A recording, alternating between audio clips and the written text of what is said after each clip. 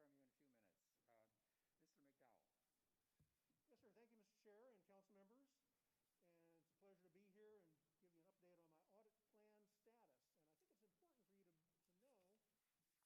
a pleasure to be here and give you an update on my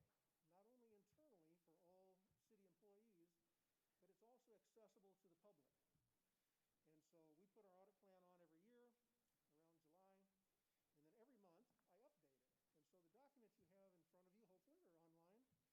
not only internally for all city employees, but it's also accessible to the public. And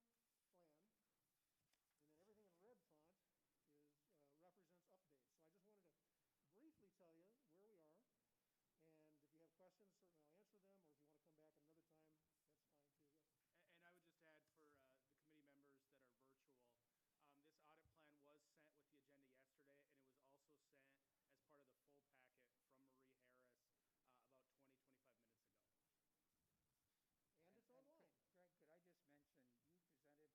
I'll answer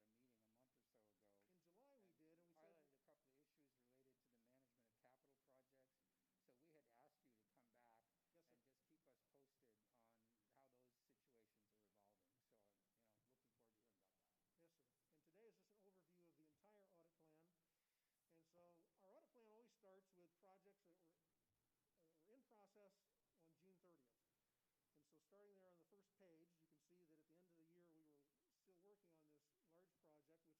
In July we did, and we highlighted a couple of issues related to the management of capital projects. So we had asked you to come back and just keep us posted on how those situations are evolving. So, looking forward to hearing about that. Yes, sir. And today is just an overview of the entire audit plan. And so our audit plan always starts with projects that were in process on June 30th. And so starting there on the first page, you can see that at the end of the year, we were still working on this large project, which we presented to you actually July 21st, and then we issued it July 23rd. And our standard approach is to get it to you, and then a few days later, put it online. But we also, on important ones that you might want to have questions about, we will come to you, and as we did on July 21st. And so that was, finish up at June 30th, and the next audit report was a follow-up to the CATS BLE, a report we'd issued in 2019, and we returned to take a closer look at a number of HNTB contracts that had been done throughout the city for the past several years, and so we issued that final report at the end of August. On page 2, you can see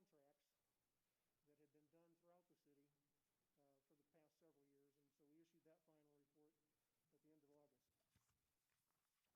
Three more audits that we were working on that were in progress June 30th. And the first at the top of page 2 is a citywide mobile device usage. And we issued that report at the end of July, and we found some cost savings, as we expected to, because actually the initiation or what's prompted us to do this audit was a hotline call that suggested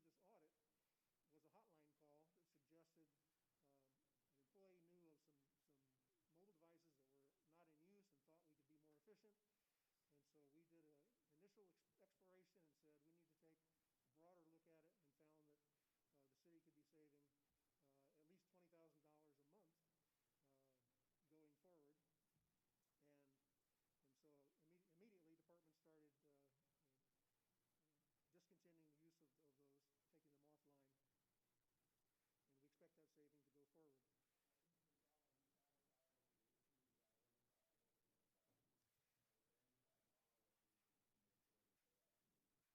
And we expect that saving to go forward. Yes and yes. So we know that mobile devices were taken offline, and we will also return probably in January to make sure that some others that we were questioning also get that attention. A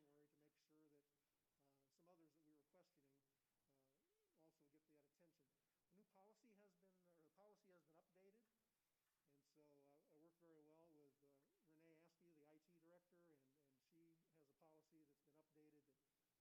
she has a policy that's been updated that creates more oversight and should prevent any problems like that in the future. But we will come back in January to make sure of that. CATS department procurement. We want to do a number of audits of procurement of different departments, and so we started on CATS. And as we say there, we actually hired an outside firm to help us. We took that information, we delivered an interim report to CATS and General Services, and we're working with them on some additional testing, and hope to see some improvements in the CATS procurement area. Procurement card, this is one of 3 audits that we did that focus or that are related to COVID-19. And so in June, we initiated an audit specifically looking at P-card transactions, because when you have new policies or new procedures, or you're in a hurry to spend money, which we had deadlines on the money that we were receiving from the CARES Act, you want to make sure that people are still doing the right thing. And so this audit report that we issued about a month ago was very positive and said we maintained our strong controls. We've audited P-cards off and on for the last decade, and the policies are strong, and they continue to be during this extraordinary period of time. Later on, I'll talk to you about a couple other audits that are COVID-19 related. So the next section is annual audits, and we do an annual audit, or we actually do several audits throughout the year of VICE. VICE has an imprest fund, and they regularly put money into the hands of VICE officers who use that money. I won't go into detail, but they use that money to purchase entrance to establishments or to make confidence buys and do their job. And the city has always been interested, at least for the last quarter of a century that I'm aware of having auditors take a look to make sure they're documenting that. And so over the years, it's probably been 10 years since I've made any significant recommendations that they improve their documentation, but we make sure they're continuing that. Because we sometimes put, $1,000 or even $2,000 cash into the hands of an officer and then make sure it's accounted for in receipts. And if they don't use it, because sometimes they'll take the money, think they're going to make a transaction, and they don't, put it back into the fund within a very short period of time. So we issue an annual report kind of summarizing those, usually about 5 a year. Revenue collections, we've been looking strongly at revenue. Actually, I can pinpoint that to the year 2013, 2014, when a contractor who collected money for us, let's just say lost track of $50,000 of it. We got the money back, but in the course of that, we said, let's start regularly looking at revenue collections. Finance department added a revenue collections specialist, and we make sure that we do some random audits, surprise audits, and we feel good that the controls are strong and continuing to be strong. And that annual report was issued in August. I think we were expecting to have a relatively short presentation as an update, and because we kind of packed our thing. So are there some particular issues you would like to draw to our attention, or problems that have been solved, problems that haven't been solved, and give us kind of highlights? I'll be real quick here. Again, this report is online every month. It's updated, and so this is what's in progress. All the rest of these reports, a couple more related to CARES, a couple more related to construction, which came out of our work on the large report that we gave to you back in July. And so we have additional construction audit reports coming. We've got an IT security, and then just sort of the normal stuff that auditors do. And we make commitments to follow up on hotline and follow up on our recommendations. So the very last item we have on page 4 and 5 talks about how all of our recommendations, we revisit them to make sure that actions planned have been implemented timely. So unless you have any questions, that's all I have for you today, sir. So I just, again, wanted to get back to the fact that you had told us in this committee that there were issues you found about the contract management. Yes. And that was of some concern. Controls weren't very good, or I can't remember the details. And just wondering if there's an update about that. We said there's a number of opportunities for us to improve, and the departments we're working with agree with us, including Ryan, but including Phil Rieger and all the construction-related departments. And we're tentatively scheduled to come back to you next month, specifically just focusing on that audit and the many recommendations we made and the actions that people were planning. Okay, well, we have your report here. Appreciate your work. Does any committee member have a question? Mayor Pro Tem? Thank you. So under the CATS, for example, under the CATS BLE professional services, that's not really construction management, correct? That's just disbursements and accounting? It's both. It's also certainly management, and what we found from the previous CATS BLE, and then this one's focusing on HNTB, was that we need to do a better job up front with the contracts, getting them set up properly, but also we need to pay closer attention, especially at the beginning of a contract as the invoices come in, to make sure that the contractors are complying with some of those standards. Okay, so I guess I was thinking we would get, for instance, if you use that as an example I'm sorry, and you have that the final report was issued in August. What was the conclusion? Did they make any changes? Did they get the money back from HNTB? Well, our original report in 2019 recommended that we recover some money. That has gone to arbitration, and so they're working through that. There was probably the larger area where we said we missed opportunity was upfront with the way the contract was written. So we actually said we've missed opportunity for probably a couple $1 million had we addressed the contract properly. So that's the reason we decided to look more closely at other HNTB audits or other HNTB contracts throughout the city at aviation and other departments. And we found some small things, but nothing significant. The BLE was probably 85% of the money we've spent with HNTB in the last 5 or 6 years. But again, we wanted to look at some of the other contracts, and we found additional areas, and departments are agreeing, yes, here are some things we should look at more closely. But again, nothing earth-shaking, I guess. There's a lot of room for improvement, and that's what the large report we told you in July, and we'll come back to you. And departments are agreeing. And I guess since we're talking about recommendations and problems, it's auditors, it's our nature to find things to improve upon. But I always say, this was not the big dig, this was not, you know, we're paying a tremendous, but when you're doing hundreds of millions of dollars of construction, you know, 1% or 2% is still worth saying, let's watch it carefully, let's make sure contractors know we're caring, because they have a profit motive. And I'm not suggesting that things they do are wrong, but some things are open to interpretation, and we have to stay on top of that as contract administration to make sure we question things early rather than, you know, years later. Okay.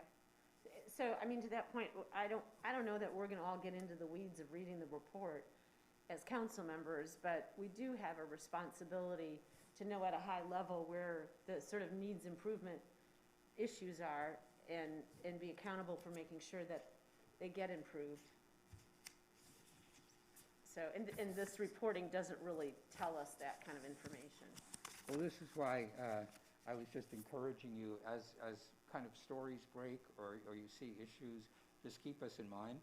I mean, your job is important. You're overseeing the kind of integrity of our processes, and therefore we just like to have an understanding of what you're looking at and where there are problems that haven't been fixed, things like that.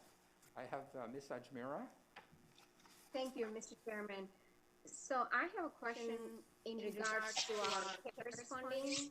So, Mr. Auditor, what is the scope of your audit when it comes to CARES Act dollars? And how does that cover our third party who is responsible for helping us distribute dollars, such as foundation or even the case of foundation or other third party that we have engaged to help us distribute the dollars? Yes, on page 3, we talk about the CARES Fund distribution, and we focused on, obviously there's many buckets, and we're focused on the $30 million bucket. It's for ongoing small businesses. You've heard, and I know that, you know, over 2,500 grants have been distributed, the $30 million, and then there's other buckets which we'll take a look at too. But we've been working quite well with our own economic development people, Tracy Dodson and her staff, and who have been our coordinator with the foundation. The foundation has been very cooperative. We ask a lot of questions. I've got to tell you, out of 2,500 grants, auditors might have a few that we have questions about. We might suggest that we get more documentation. But I can tell you at this point, having done a sample, that the foundation is on top of this. We think they're doing a pretty good job. So don't be alarmed when an audit says, but here's a few that we should have done something a little bit better. Out of 2,500 grants, where we understand the goal was to get that money out into the hands of folks. We've looked at other organizations that have distributed money, and some are, you know, have tighter regulations than we did, some are looser, and so within the goals of that you've set for them and the goals of the program, you know, I can tell you, you know, again, we haven't done a complete audit. It's based on a sample, but we don't have anything alarming to report. We're going to continue to do that audit, but we won't be reporting out until probably January or February. So, Ms. Ajmera, if you have other questions about that, we could get Sean Heath in as well, who is the executive responsible for those. I think I'll just wait for the audit report that will be published next year. I'm just interested in seeing if the scope of the audit also includes the third party that we have engaged with, and it looks like it does. So that does answer my question, Mr. Driggs. Thank you. Yes, and we wanted to do something before the end, before the money is gone, before December 30th, to see if we needed to look further, but we will do a full accounting and a full report out by early next year. All right, Thank you, Mr. Audit. all right. Anybody else? Not seeing any other hands, I think we can move on to our next topic. So, so Greg, thank you. And just as I say, keep us in mind if there are issues that you really think we ought to know about. Anytime we can get you on the agenda for the meeting. Absolutely. Thank you. Our next agenda item is the review of the current Code of Ethics policy. And just by way of context, you'll recall that we were charged with reviewing our ethics policy in light of a lot of these spurious complaints that came in. And we took one action, which was to change some wording so as not to have a person who had been the target of a complaint immediately tagged as being under investigation.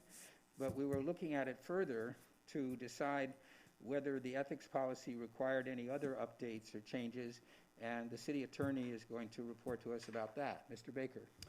Thank you, Councilmember Driggs. Want to go through a couple of issues as it relates to the ethics policy, and in particular what council had asked the committee to look at. And there are two forms of investigation or review. I got to take that word investigation out of my vocabulary here. There are two forms of review. The first is in section 3B, and I'll read it into the record. If the mayor or council member believes that his or her actions, while legal and ethical, may be misunderstood, the official should seek the advice of the city attorney and should consider publicly disclosing the facts of the situation and the steps taken to resolve it, such as consulting with the attorney. The council, back in your last meeting in July, raised some concerns about the permissiveness of that particular section and felt that it should be mandatory as opposed to a suggestion that you reach out to the city attorney. So we would simply propose that the language of should be stricken and should be shall, so the city council member shall seek the advice of the city attorney in situations where the council member believes that his or her actions, while legal and ethical, may be misunderstood.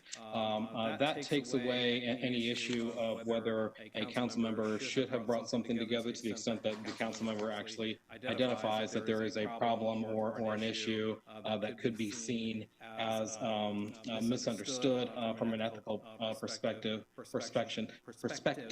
and also allows the, I think, a cleaner way to get an opinion from the city attorney that the council and the council person in particular can rely upon if his or her actions get called into question. And again, that's the section 3B piece, and we'll open that up for discussion. So that would oblige the council member to speak to you in any situation where an organization with which they had an affiliation was involved in a transaction with the city, and would also require that if you advised them that disclosure was appropriate, would oblige them to make that disclosure to the rest of council? That's correct. Right, and if you did not advise them, they might still do so, but this is just the situation where the council member is required by these rules to make that disclosure. That's correct. So we don't have a copy of the ethics policy, do we, or we're all able to refer to? Or, okay, we've got that. We don't have the entire document. So the word change in there would be to change should to shall in the top line, and then in the second line, wait a minute. Is there another word change there to shall, or is it just the top line?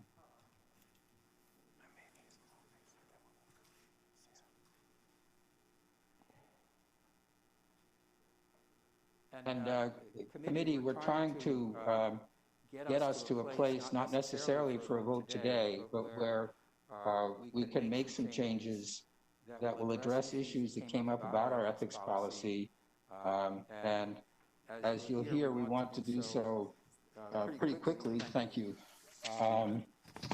Partly because we have these ethics complaints pending that were filed, and we have put a stay on any processing of any further complaints that might come in until we have completed this review of our ethics policy. So it would be good if we could reach a consensus pretty quickly about some of the recommendations that we're hearing from the city attorney. And hold on, let me just check this.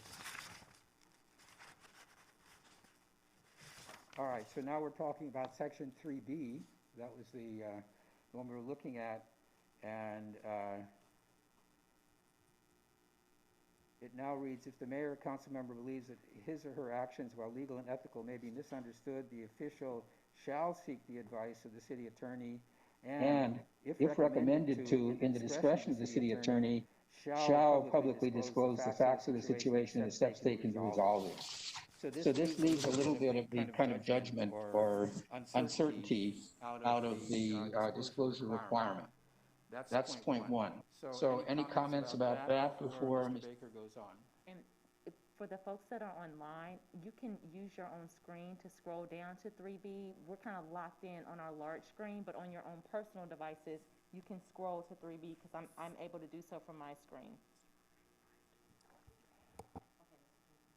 All right. I have questions, Mr. Chairman. Yeah, go ahead. Yes, so is there a red line version that we can just look at it?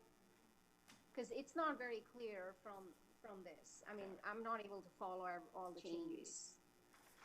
So just before this meeting, I did send all of you a copy of what I have, which is the red line version. I don't know if you've seen that or not. Essentially, what I need from you today, or at least the discussion today, is whether or not you agree that the Section 3B discussion should be a mandatory discussion. And I provided some language that I think gets you there. But if you have other language, or you want it to be stronger, or what have you, we can do that. But do check your email, because I just and I'm sorry for the late hour of sending it to you. But I just sent it to all the committee members. And that should be the red line version. But again, this is meant to address a particular situation that we all remember where a council member had an affiliation with an organization, and there was some controversy about whether or not the proper disclosures had been made at the appropriate time. So we got pretty far down the road, and suddenly this issue of that affiliation became a big deal. Consider shall publicly disclose.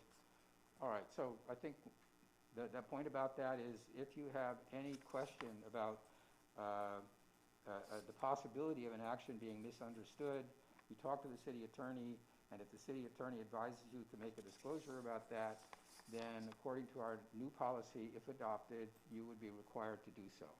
That's point one. So, Mr. Baker? Yes. Oh, wait a minute, I think I have Ms. Johnson still. Are you waiting, Renee? Yes, but I can wait until Mr. Baker finishes the Okay, go ahead. proposals. I'm done with Section 3B. Yes, And I'm ready. next point, Okay. next point. The next point is to the end of the policy, Section D, and this is where I will need some guidance from you all in terms of what direction that you want to go. This is, and I think we've had a number of discussions since July and August about Section D and what it says, and obviously we're operating under the document that has been in existence since 2015, which is essentially if there is a complaint that is filed against a council person, and it meets what I would consider to be a very bare minimum threshold of, it can't be anonymous, so it has to be signed by an individual. It has to cite the particular policy or provision of the ethics policy that's been violated. and it has to provide some level of particularity as it relates to the actual allegation, all of which I would consider to be a very minimum standard. If the complainant meets that standard, then it is incumbent upon me to send the complaint out to an external counsel, is the language that we have now, for a base level review as to whether the complaint in and of itself is frivolous or fails to state an actual ethics violation. The external counsel will make that review and make a recommendation back to me that I would share with council on that initial review. And if it's determined that that it's not frivolous and it does state a claim at least, and by state a claim, it's just that it's the allegations themselves state a claim. That doesn't mean that there's an actual finding of a violation. But if it does state a claim of an ethics violation, then at that point in time, the outside counsel would then review the matter and that's more of an evidentiary-based review to make a determination as to whether or not the evidence supports the allegations that have been made, and that information would then be referred back to the city attorney, and I would share it with council. Ultimately, the only penalty, if you will, would be if council came back with a finding and elected to censure one of its colleagues. That's all in terms of penalty that's out there. So ultimately, this process gets back to council either with a recommendation that the complaints are frivolous, fail to state a claim, aren't supported by the evidence, or are supported by the evidence. That's the universe of responses that you would get back from the outside counsel, and then you would be at that stage you would make a determination as to whether or not to accept the report. I suppose you could reject the report, but ultimately the most that could be done would be a motion for censure. As I've mentioned to all of you, that particular review process is unique to Charlotte. I've not seen another jurisdiction, either in the state or outside of the state, that has a similar process whereby there are automatic triggers for a review. Typically, most councils will reserve the right to start an investigation against one of its council members. There are some communities that have an independent ethics commission where the complaints go to the ethics commission, and the ethics commission would take a review of the allegations and then make a determination as to whether further investigation needs to occur, or that the allegations themselves don't rise to the level where further investigation is required, simply because it's an allegation that not so much that it doesn't have merit, but it doesn't rise to the level where that particular council would consider any sanction against its council members. So that's somewhere in between, a finding of frivolous versus a finding that these allegations really aren't of the substance that require further investigation, and they'll stop it there. But the vast majority of communities that we have looked at, the actual elected officials retain some level of review as to whether or not an investigation is going to occur. So ultimately, and we've got some ideas out here, and I may end up turning this over a little bit to Lena, who has put out some potential options in rewriting some subsection D, and there are some communities that don't even have a subsection D. All you're required by law is to have an ethics policy. That's it. There is no statutory requirement that says that you have to then provide some investigation procedure, and there are some communities, I believe, that don't actually have a written investigation procedure, but the council inherently would retain the right to launch an investigation if it so chose. It would just do it on more of an ad hoc basis, as opposed to there's a procedure that sets forth the process of an investigation.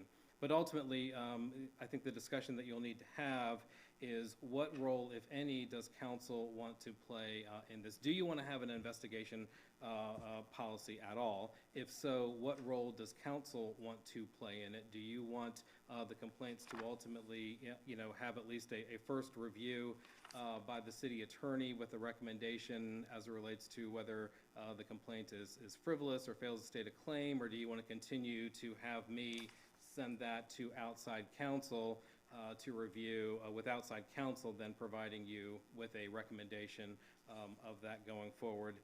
Are you interested in considering a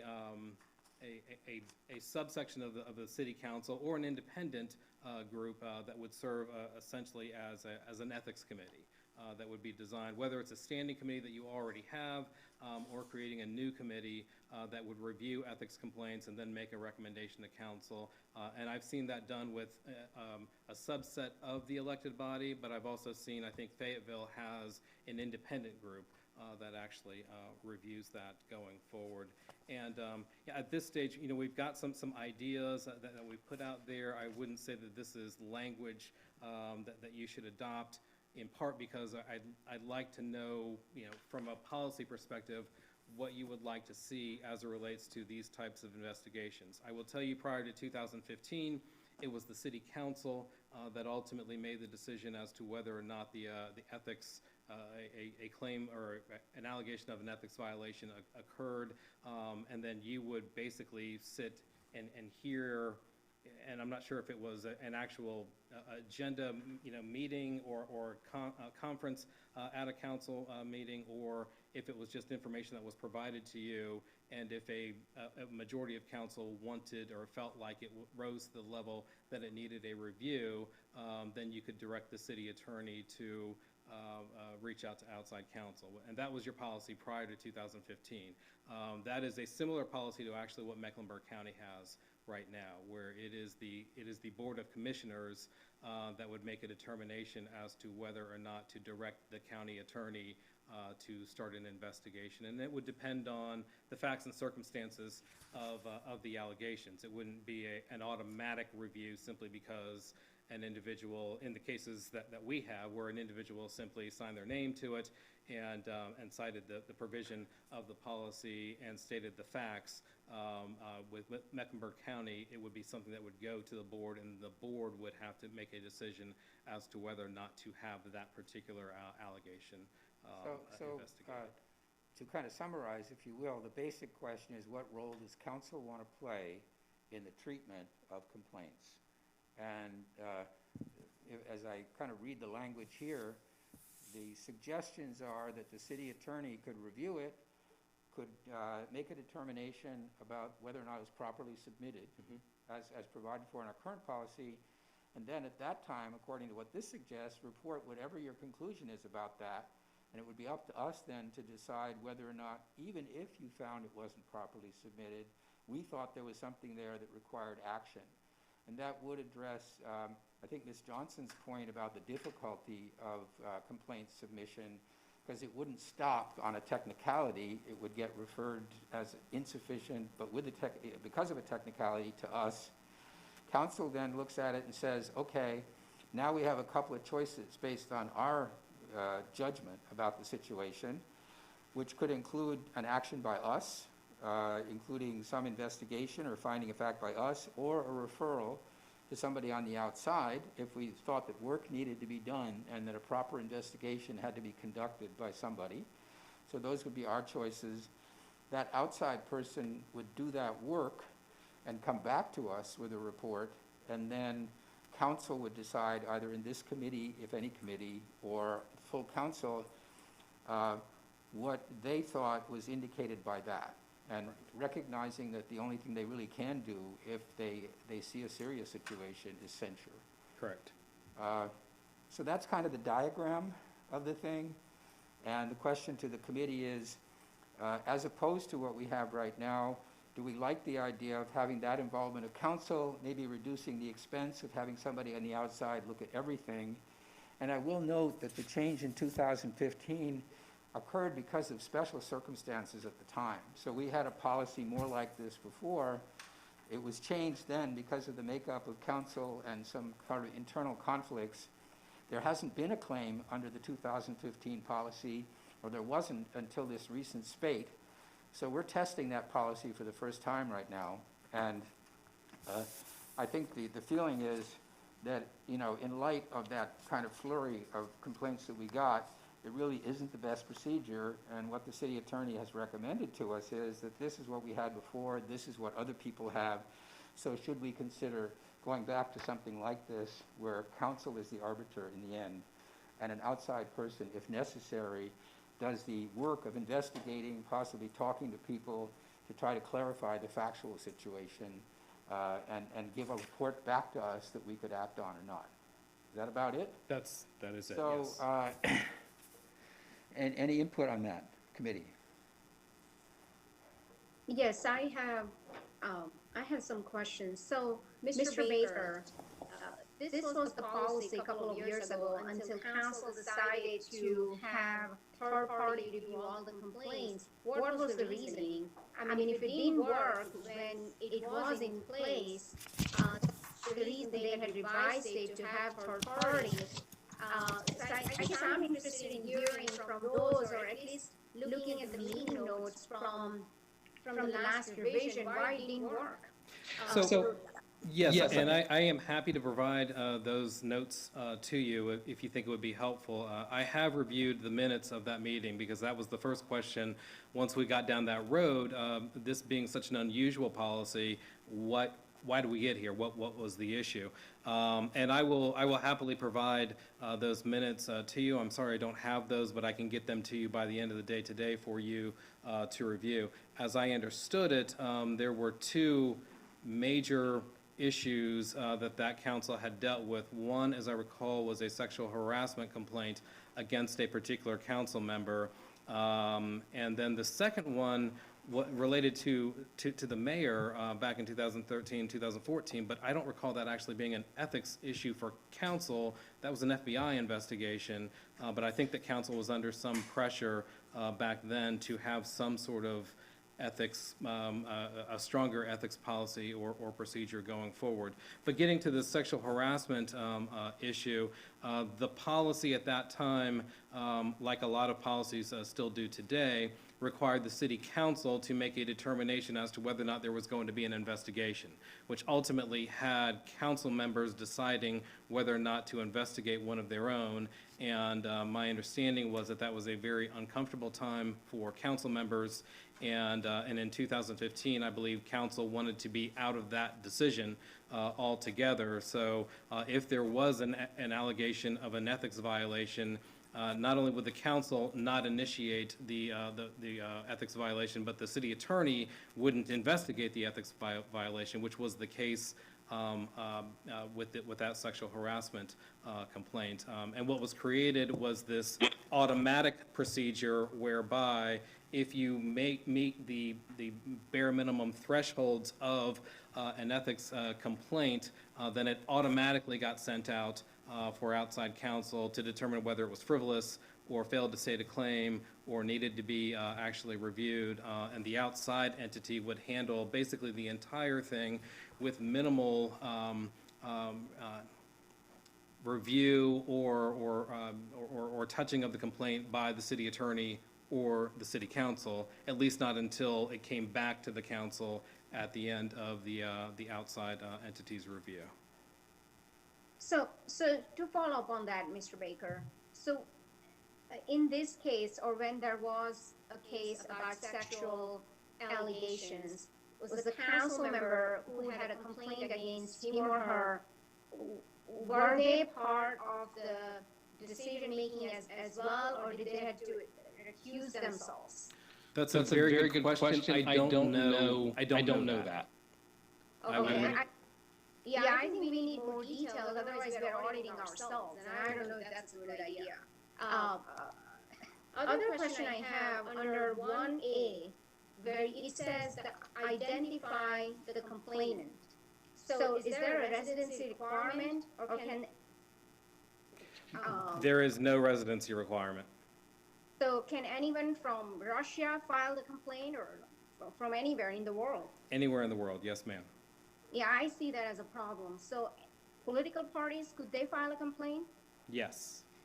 Yeah, so I clearly see an issue with it where there is no residency requirement, where this could be all politically driven, frivolous complaint we have seen in the past. So I really think you should put some residency requirement because we are elected by the people of Charlotte, and we are here to serve them. So we gotta identify the individual, but at the same time, they gotta be the resident. Otherwise, anyone from anywhere in the world could file a complaint. Is there any precedent or I've not seen a policy that has a residency requirement. I'll be honest with you, I haven't looked for one. But I'm not aware of one in any of the major North Carolina jurisdictions where there's a residency requirement. I don't know if there would be a legal prohibition against it, particularly if you're talking about expending taxpayer funds. But I've not really looked at that issue. So the only, I get the point about that. The only difficulty is whether we can legislate in such a way that a complaint that really ought to be heard is not excluded. Mm-hmm. And so is it as simple as just saying you must be a resident here in order to have standing to file a complaint, and any complaint from anybody else is going to be ignored? Yeah, some of that depends on what you ultimately do with the rest of Section D. For instance, if you end up keeping some level of control over which complaints you feel have risen to the level where they need to be reviewed, that potentially gives you the ability to sort of have it both ways, which is, if it's a clearly a politically driven frivolous complaint, right now, automatically, so long as they hit the minimum thresholds, it will be reviewed. But if council retained the ability to determine what needed to be reviewed, you could address it then. And on the other side, if it is from the, outside of Charlotte, but it is something that you feel rises to the level where it should be reviewed, you retain the right to move forward as well. So the only concern I have there is that a non-resident potential business partner of the city might feel that they had been sort of improperly pressured by a member of council in a kind of implicit transaction involving their vote, et cetera, and they would not be able to complain about that. If you only if you only put a residency requirement in the complaint process that you have right now, correct. You would have to make other changes to address that. So, Ms. Ajmera, I think it's tough to put a hard filter on anybody who isn't a resident for the reason I just mentioned. And therefore, I think you get into the realm of deciding what's frivolous. And of course, we don't circumscribe that. So a complaint from somebody who doesn't have standing by virtue of being a resident and who doesn't make the case for whatever the allegation is would fail the first filter and not progress any further. But trying to put a barrier in so that nothing moves just by virtue of having been submitted by somebody other than a resident does raise for me the possibility of valid complaints not being heard. I was just going to add, as a point of clarification for context, with public records requests and things like that, it's not unusual for the city to receive requests that are from an anonymous person or an anonymous email address. I think here we were simply trying to make sure that at least the person who's submitting the complaint identifies themselves. So I think that's the intent of has the complainant identified themselves requirement. Right, that's the intent, but I think Ms. Ajmera raises another point as to whether everybody in the world, including Vladimir Putin, should have standing to complain about Ms. Eiselt. And we know that he's tempted.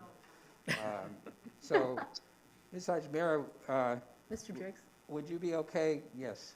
Just to add to that too, we've tried in the past to limit, we've talked about in the past, should public speakers at our public forum be residents, and we've said no because, yes, they could be because they're talking about business of the city, and we do have people that are conducting business here that could be from other places. So to that extent, I think it is the content of the nature of the complaint itself that we really should focus on and not as much who made it.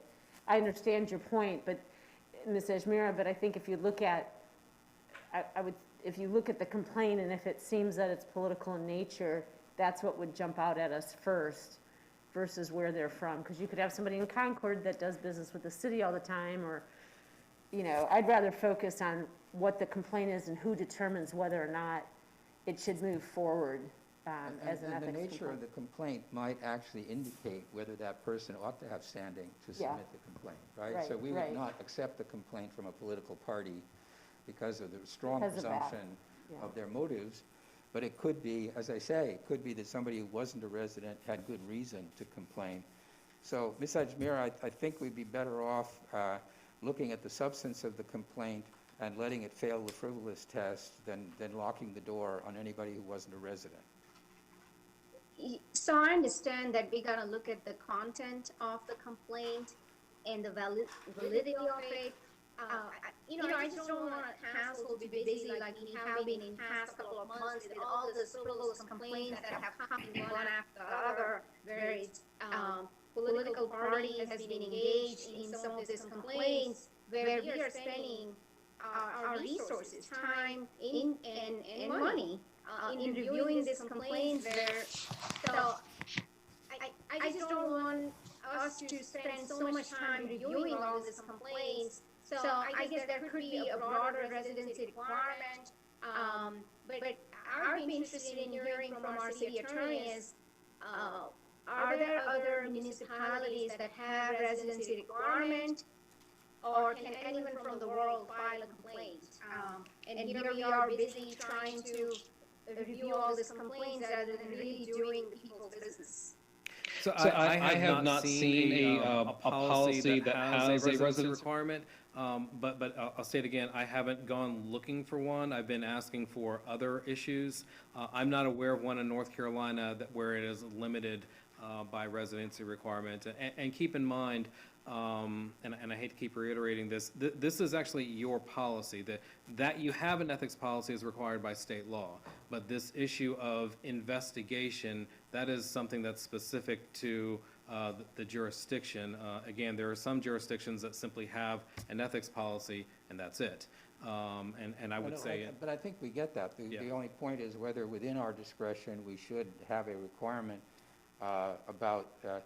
And Ms. Ajmira, I think the absence of a provision like that in other municipalities is more a reflection of the fact that they didn't think in practice that somebody from Russia was actually going to file a complaint.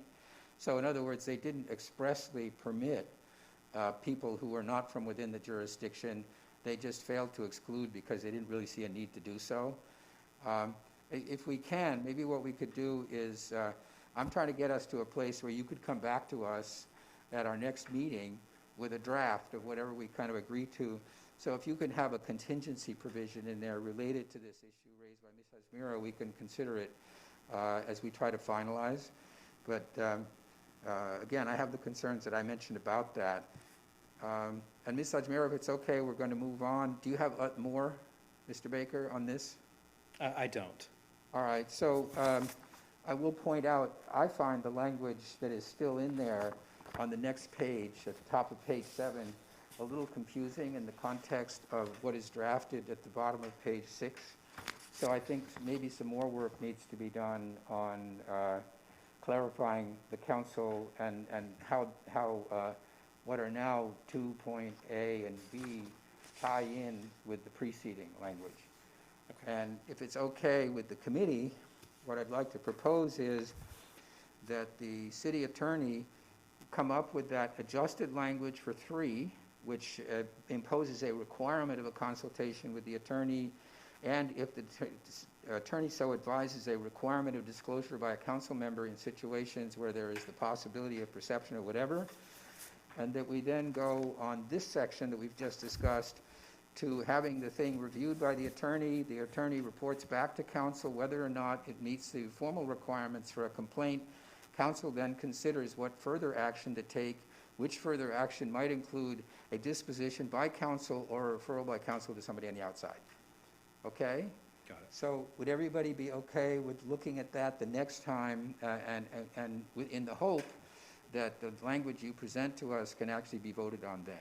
Yeah, and we will have a proposal to you all several days, if not weeks, before your meeting. I just really wanted to get some feedback before we went too far down. I didn't want to create a policy that you weren't interested in. So we'll try to coordinate before the next meeting. Anybody who wants to can submit comments to me and to the city attorney, and we'll see if we can pull this together, because again, the only urgency about this is that we are not processing any complaints, and there has only been one, but that came in after the last action we took until the adoption of this revision of the ethics policy. So we have one that's now in limbo, that's parked until we do this. And while we're here, Patrick, could you tell us about the status of the complaints that we have received? So we have a meeting set up later this week with our outside counsel to get that review. We've heard a little bit of things here and there, but I'm not prepared to tell you exactly where we are, and unfortunately, that meeting hasn't happened yet, but it will be happening this week, where we'll get a status report on where they are with their review of the complaints, and I'll provide that information to you. So, Ms. Johnson, I'm sorry, you have your hand up. Yes, it's been up for a while. Thank you. I'm sorry, I got the note and didn't act on it. It's not the Nada's fault. I have a couple questions. There's a couple times, well, you said we put a stay on the current complaint, and you also just said that they're not being processed. Was that a council decision? That was a council decision. That was at your September the 8th, I think it was, council meeting, where you changed the language in the policy from investigation to review, and outside investigator went to outside counsel, and you also stayed any future complaints at that time. So all the complaints that had been filed before September the 8th are being handled under the old policy, for want of a better term, with the exception of the change for outside review and outside counsel. But any other complaints that came in after that motion passed by council would be held in abeyance until this policy had been revised, and then would be processed under whatever procedures council decided at that time. Well, I remember changing the policy and making it retroactive, but if we changed the policy and it was effective on 9/8 retroactively, we actually took the step to say that future or current complaints were in abeyance or being held? Future complaints, everything after presumably the motion passed, would be put in abeyance until the policy had been reviewed and amended or not amended. And the intent was to just stop the silliness. Like, we wanted to change the language that made it possible for people to be identified as being under investigation just by virtue of the submission of a complaint. And we wanted to buy ourselves some time to think about general changes to the policy before we allowed any further complaints to be processed, which is what we're doing. And the truth is, we only have one of them right now, which frankly doesn't sound too weighty. That's why I'm just saying, I hope we can kind of consider the things we've just talked about and get a draft of the changes that we talked about circulated. And the goal would be for us to adopt the revised policy at our next meeting, refer that to full council, and then after the vote of full council, allow the processing of any pending new complaints or future ones to occur under the new policy. Okay, thank you. Unless there are comments about... Can I finish asking my questions? I'm sorry. Thank Yeah. you. Okay, and then as far as the change in section 2, where it says the council member will be required to, or should speak with the attorney. Yes, the mandatory consultation with the city attorney. What does it currently say? It says the official should seek the advice of the city attorney. So we're just saying that it's mandatory. We're adding the word mandatory. I apologize, my version's not redlined. Yeah, that's the gist, I'm sorry. So it's shall instead of should. Yeah. Okay, shall instead of should. Yeah. And then, okay, and then my next question is, and Mr. Driggs mentioned the a situation that we had before that kind of drove all the changes and everything with council member accepting the contract. One of the things that was discussed in the meeting where we talked about that is that our attorney did not see that as unethical, nor did our city manager. But then in our mandatory ethics training by Professor Bluestein, and forgive me if I'm pronouncing it Freda incorrectly. Bluestein. Yes, it felt like while she didn't say anything specific about that situation, that might have been considered unethical at a state level, or at least that's the way I perceived it. So my question is, in an ethics policy that the city council develops, that our attorney finds okay, is there accountability at a state level for you, Patrick, that we are in compliance with state ethics? Well, ultimately, what I did was I looked at the state law, which I think was 14234, and your city code, 8101, and those are criminal statutes. And I reviewed the cases that came out of those particular statutes and made the determination that the facts that had been presented to me, as I understood them, if the council wanted to move forward with that particular program as it had been put out there, that it would not be a violation of the law. And it was this issue of ethics and law is a little bit tricky because I think what some people heard was that I said it was ethical and fine, which is, not only did I not say that, but I wasn't actually answering that question. I was really trying to advise council, given how I became involved in that particular matter, which was at the very back end. I felt like what council needed to know was whether or not you could even legally enter into this deal, and ultimately determine that if you so chose, I did not see it as a violation of state law. And again, that's a criminal statute. What people decide as ethical or appearance of impropriety or what have you was not what I was answering, in part because of the time issue that I had of being brought in at the very last minute. The only thing that I could tell you or tell council was whether or not you could even do this. If it was a violation of state law, then I would advise you that you can't do this or enter into this contract. Ultimately, the council decided on its own not to enter into that particular program. So I don't know what the question was in front of Freda about whether it was ethical or whether there was an appearance of impropriety, or whether she is saying that that under the facts, as I understand them, that there was a violation of state law. And again, that's a criminal violation that would inure to the actual council member who entered into the agreement. And I don't want to misquote her. Perhaps she wasn't referring to that scenario, but the scenario that we were dealing with seemed to have fit the example according to my understanding.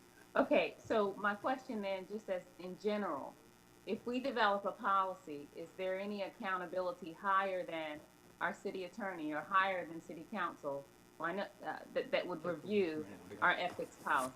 Yeah, I would say that reference that I just made to the criminal code, section 14234, would be the highest level of accountability in the sense of, if I gave you advice that you could enter into the contract, that doesn't mean you can enter into the contract. That is my legal opinion that says that you can, similar to, any statute that I would review. I'd review the statute, see the case law, then make a recommendation as to whether or not you're in compliance with the statute or not. And if I'm wrong, then, someone would attempt to bring an action, and some other entity, a judge in this case, would make the determination as to whether or not the criminal law had been violated, even if I said that in my opinion I didn't. But that's a similar, review that I make with just about everything that you do in terms of trying to identify what the law is and then giving you my recommendation as to what actions you need to take to be in compliance with whatever applicable law is out there. Okay, not legally, ethically. Who are we accountable to? Because even if we just stay on the scenario that we were talking about, there were council members that felt a certain way as far as ethics.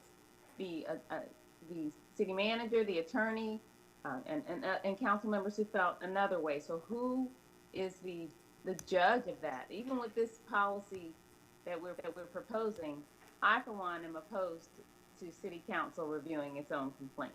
So if I could just comment on that. At the time that conversation took place, there was no clear resolution with reference to state law, and therefore it falls back on council, i.e. the majority of council, to decide what our position is as a body on the issue. I think that's kind of what it comes down to. That's correct. And council decided at the time that our position was that we should not proceed with that contract. And that was a perfectly legitimate process, and the governance was as it should be in that situation. Okay, so then if we apply that going forward, city council has the final say then as far as ethics. Yes, that is correct. If you had decided, yes, and take that issue out of the account. Let's just make up another issue where you make a determination that yeah, it might be a little bit messy, but we're comfortable enough to go forward. There's not a body, an appellate body, if you will, to make a determination of ethics, in part because some of it is, there's some subjectivity to it. Individuals will have a different sort of threshold as to what they're comfortable with, and some draw a line of, mine is the front page of the paper test. If I'm doing something and if it showed up on the front page of the paper, would I feel comfortable that I could defend that or not?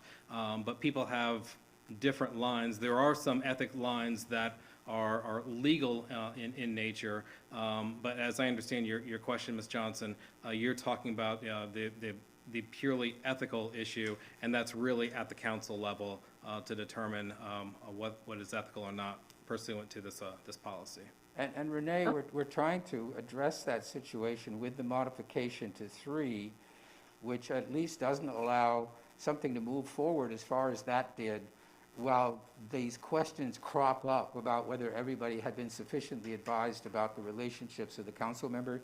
So we want to establish that anything like that is out in the open early, and then we can make the appropriate determination without getting into the corner that we had painted ourselves into on that transaction. So that's kind not just that transaction. It's obvious, or it feels like, different people have different perspectives as far as the standard of ethics, if it's subjective. So that was my question. Is there an ethics committee that kind of says, well, this is considered ethically, legally, but you're saying no? That's for purely ethics issues that don't cross over into a legal threshold or a criminal threshold. That's correct. That would be determined by the council. Okay. And if you remember the famous case, the pornography case, where the guy said in Congress, I don't know how to define pornography, but I know it when I see it. We're just going to have to rely on the judgment. And Renee, you have commented on the fact that we have a burden individually of responsibility. We're going to have to rely on the judgment of the body as to whether something that occurred should be flagged by the council as being, inappropriate. And we don't have a lot of remedies anyway, so it really just comes down to whether we collectively designate a circumstance as either one in which we should not proceed or one in which some sort of reprimand is indicated towards a member. But if you don't mind, I really need to kind of get us to another agenda item. So barring any objection from the committee, we will. Who's there? That's Malcolm. Oh, okay, sorry, Malcolm, go ahead. I'm gonna start coming. I feel so lonely saying this desk by myself. So I'm gonna come in for committee meetings as well. Is there any way to turn it up? I feel a little bit out of touch. But I just wanted to make the point that I chaired the ethics committee when I was a state senator. So there is, where members police themselves. And so that's not a foreign concept. And just like any issue, there's a wide variety of perspectives on any issues that come before the council, even one that may have to do with ethics. It's not a foreign concept where the members themselves are being governed by their peers. So Malcolm, what's your bottom line there? I had trouble hearing you in the beginning. Are you saying that you don't think this is the right way to do this? No. I'm just saying that I think the discussion was whether or not we have the ability to govern ourselves by the ethics policy, or there should be another group or higher authority, I think was the word used.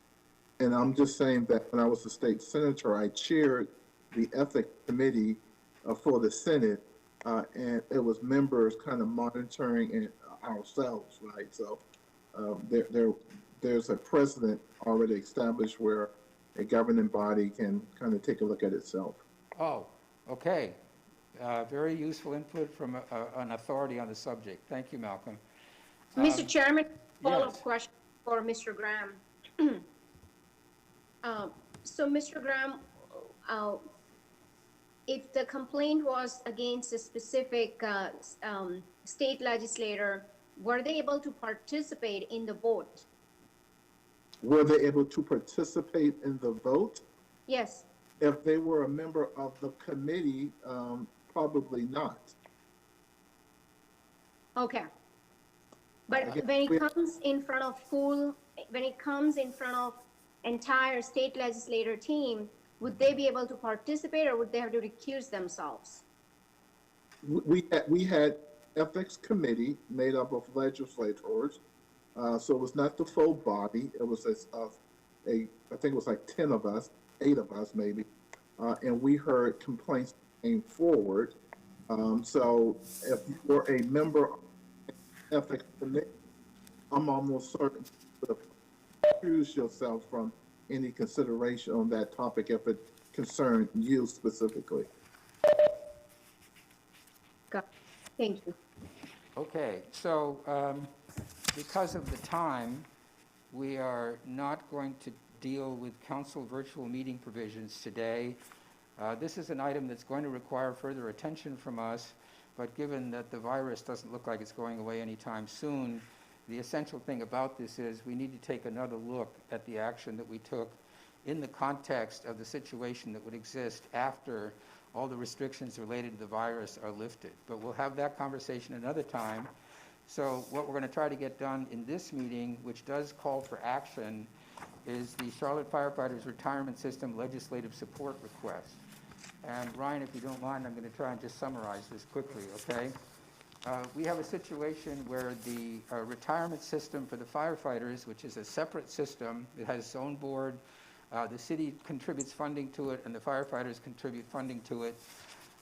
That pension plan is underfunded, so it's about 80% funded, and we have been kind of thinking about how to address that issue, and what we're going to hear about now is a proposed action in order to get us on a path back to a better funding level for that.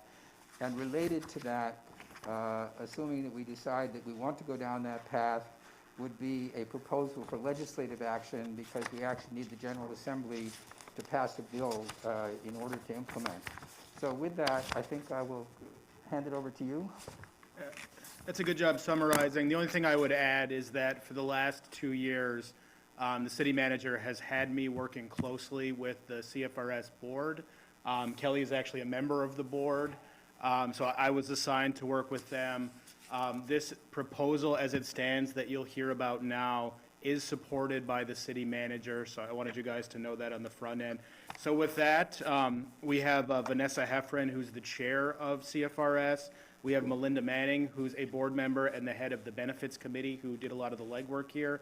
And then we have Sandy Theory, who is the administrator. And I believe I turn it over to you, Sandy. And just for housekeeping, when you guys are ready to go to the next slide, just say next slide and we'll do it. And unfortunately, I have to point out that we are well into our time for the meeting. So anything you can do to get through this quickly without losing any of the substance would be appreciated. Thank you. Thank you, Mr. Briggs. And good afternoon, everyone. Again, thank you for allowing us the opportunity to speak with you today and being mindful of your time and the agenda. We'll try to make this as brief and direct as possible. As you may know, the City of Charlotte, sponsors this plan, and the pension plan relies on the city's contributions to ensure the benefits can be paid to the retirees. Our total assets are approximately $550 million, from which we pay about $40 million in annual benefits to almost 800 retirees and beneficiaries. At current, our annual contributions are $21 million, covering only about half of the amount of the benefits that are paid out each year. In addition to our retirees, we also provide support to the actives with education for our 1,000 active firefighters. And the changes, again, we are asking you to approve today include a request for additional funding so that we can continue to ensure the benefit payment obligations can be met. If you could slide to slide 2. As I mentioned, our primary focus is for the most impactful amendment, which is the increase to the city's contributions. Unlike the state's plan, where the city is mandated to fund promised benefits for employees, the city is the plan sponsor of the firefighters' pension plan. As the sole sponsor, the city relies on the system's actuary and the board's recommendation to provide the amount of contributions required to fund the firefighters' pension plan. Now, funding the pension plan at an appropriate level comes with financial, legal, and public relations risks. The board has approved proposed changes to the act that includes a provision for additional funding over the next 5 years as an initial step to the long-term solution for funding the pension plan. You should have received a red line copy version of the act, as well as a summary of the proposed changes. The act also includes edits for the cost of purchase prior military service, making it more consistent with the other types of purchases, such as prior government and withdrawal service, as well as for clarity and legal references. I'm now going to hand over the presentation to Melinda Manning. Okay, thank you, Sandy. We're on slide 3, which starts with background. I go back one slide. There you go. Okay, the city's current statutory contribution rate for the pension plan is 12.65% of payroll, and that hasn't changed for 30 years. This rate was sufficient for many of those years, but it hasn't kept pace with the level of benefit payments due to changes in the macro environment that are listed on the slide, as well as demographic shifts, such as the number of retirees being expected to soon exceed the number of active firefighters. And while our funds are prudently invested to maximize the greatest return for the risk taken, the returns alone are not sufficient to cover the benefit payments without the city's contributions. Now, over the past few years, we've commissioned several detailed actuarial studies to look at the plan's funding. Multiple third-party actuaries have performed forecasts projecting the funding level of the pension plan. These analyses have consistently projected that if the funding for the plan is not addressed, the pension plan's funding level will continue to deteriorate. Starting now presents the city with an opportunity to make smaller changes with a larger impact rather than being forced to take drastic actions later on. We also benchmarked the city's cost of this plan against some of the other pension plans. For example, in fiscal year 2021, the city will pay over 16.3% for the Elgers participants and over 17% for the LEO participants, while paying 14% for the firefighters. And that's important to note that the firefighters in the city do not contribute to Social Security for the firefighters, while Social Security contributions are made for Elgers and LEO. So the percentages I just gave included Social Security for those two plans. So therefore, the firefighters rely on this plan for their total pension benefit, as they do not get Social Security. Just want to make that point. Now, if you go to the next slide. Thank you. We want to share several steps that have been taken to address the funding issue. So over the past few years, we've been collaborating, as Ryan said, we've been collaborating with the city on a path for increased contributions. We recognize and greatly appreciate the $1 million lump sum contribution that was made last year and the one-time rate increase from what the act says at 12.65 to 14%, which is about another $1 million, that contribution for this year. However, these near-term actions aren't sufficient for the long-term funding requirements.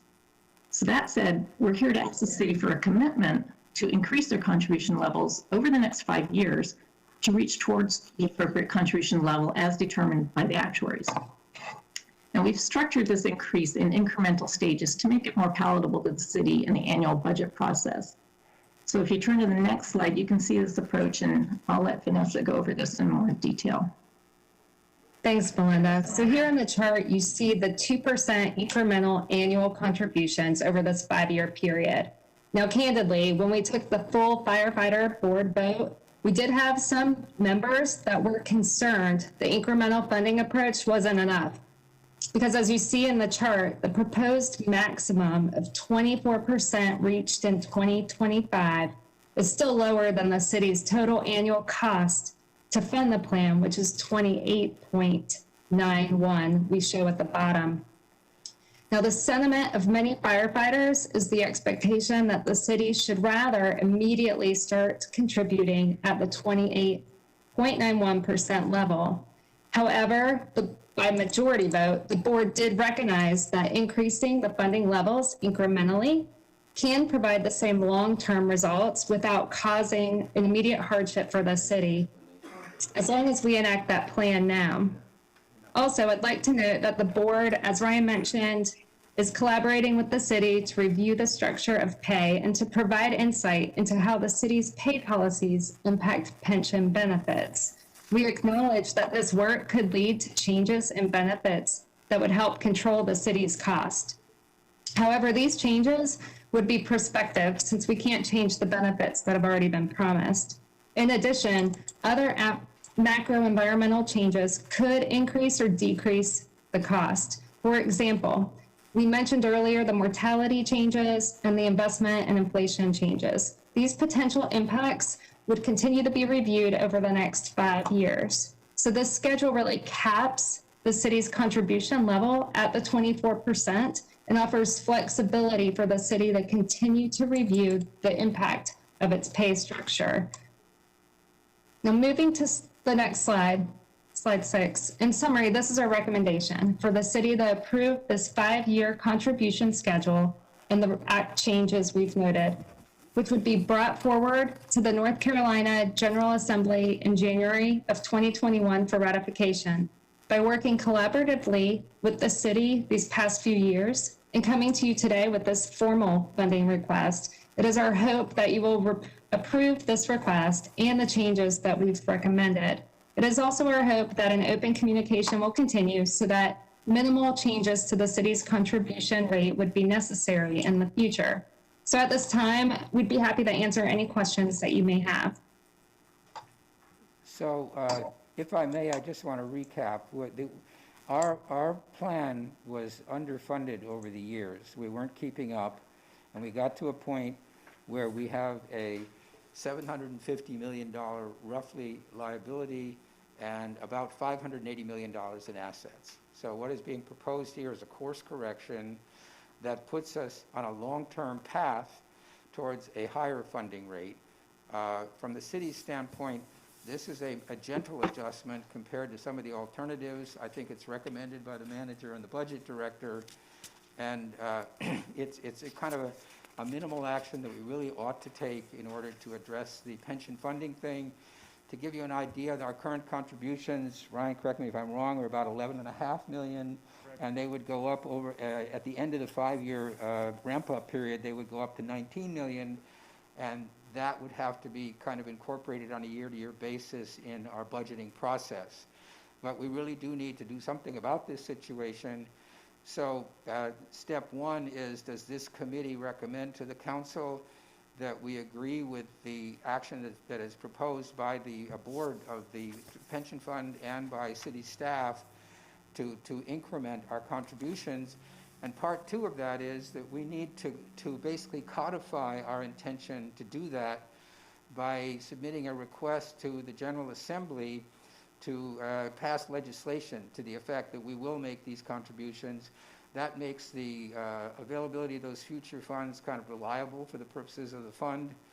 So part two of this request is, Mr. Fenton is here, that we would, that this committee would recommend to full council that our January 21 legislative agenda have in it the request that the legislation be passed that codifies this ramp up. So if everybody's happy with that summary, would that be a local bill, Dana? That would be a local bill because, in fact, there aren't many municipalities that are actually in the situation where we end up having a fund like this. So the legislature could deal with us and not worry about statewide implications. So it would be a local bill, I think probably uncontroversial to get that passed. And therefore, I invite comments or questions from the committee. Before it comes, I'd want to make a motion that we go ahead and move that to the agenda to put that on our local agenda to work All towards right, a so bill. you're moving approval of the two requests. Of of both of the requests. recommendation. Do I have a second for that? Second. Okay, any discussion? Yes, I have questions. I have Mr. questions. Drake has been up for a while. Go ahead. Yes, so staff, could you go back to the second slide? So what is the variance between the city benefit plan contribution versus the firefighter plan? Go back one more slide where you had talked, yeah, right here. So the last bullet point, what is the contribution rate currently for firefighters, and what is the contribution rate for the city benefit plan? Could we have Mr. Ryan answer that, will you? Yeah, if we can actually go forward, there's an appendix, and the first slide of the appendix should be helpful here. So this has CFRS, it has elders, which are general employees, and it has law enforcement officers. The important thing to note here is, although it calls it an employer contribution for elders and for Leo, that's actually the Social Security piece plus the retirement contribution. And the reason that it's structured like that is for a fair comparison because, as Sandy mentioned, our firefighters do not get Social Security. So if you're looking at the 2021 employer rates, that's the cost of Social Security and our contribution to retirement combined. So I'm trying to understand, so why do they not get Social Security? They're in a sheltered plan, so a lot of pension plans historically, they're a sheltered plan, which means that they're never designed to get Social Security, and because of that, the benefit is a little bit higher. So for instance, where Elders, the multiplier on retirement is 1.85% times career earnings. For CFRS, it's 2.6%. So you get a little bit more, and it's to replace Social Security essentially. Got it. That explains. So do we have sort of the projections of the fund balance for the firefighters, and how would this increased contribution rate help us fill the future payout?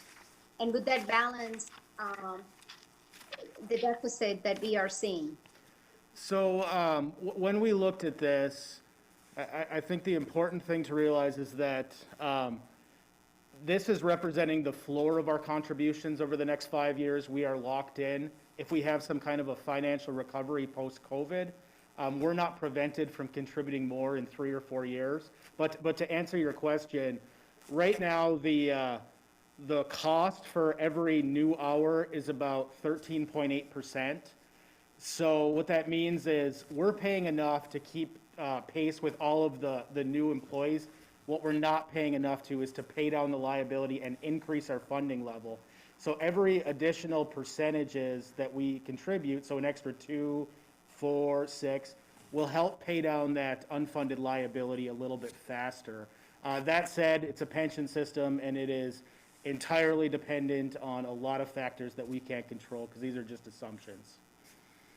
I understand. So what is the unfunded liability currently for this retirement plan? 170 million, that's what we talked about.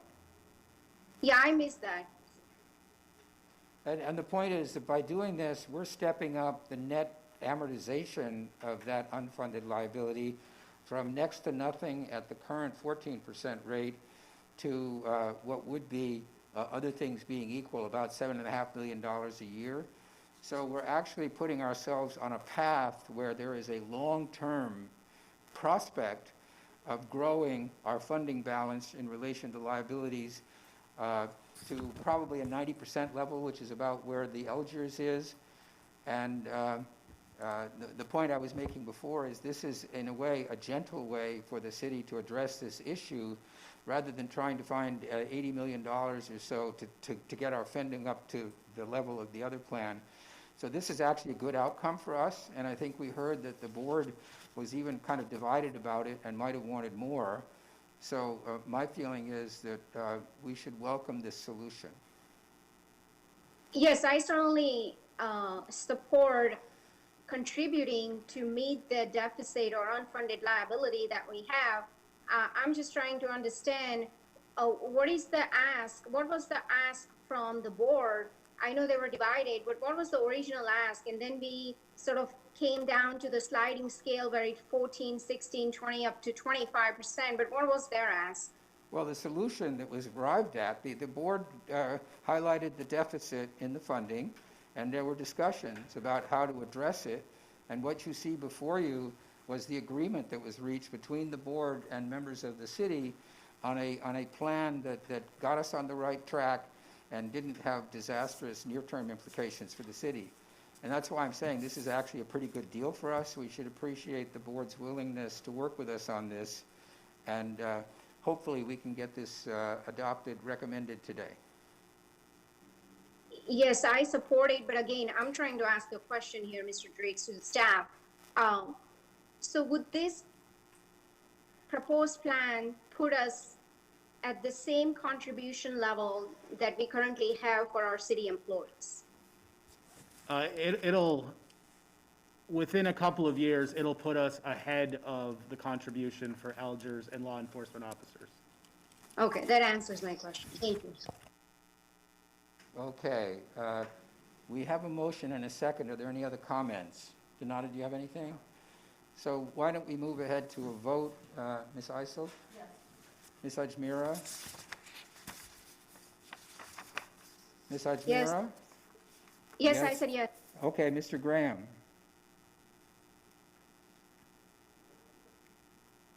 Mr. Graham? Ms. Johnson? Yes. Okay, I'm a yes. Not sure, is Mr. Graham still on the line? So Lena, does that count as a yes if they're not present for the vote? Right, so I'm hoping that Mr. Graham stepped away because he wasn't too concerned about this, and we'll have to count that as a unanimous vote. All right, so with that, we will take up the subject of virtual meetings at a future meeting, and otherwise, Mr. Bergman, are we done for today? Yep. All right, do I have a motion to adjourn? Second? Second. All in favor, stand up and leave.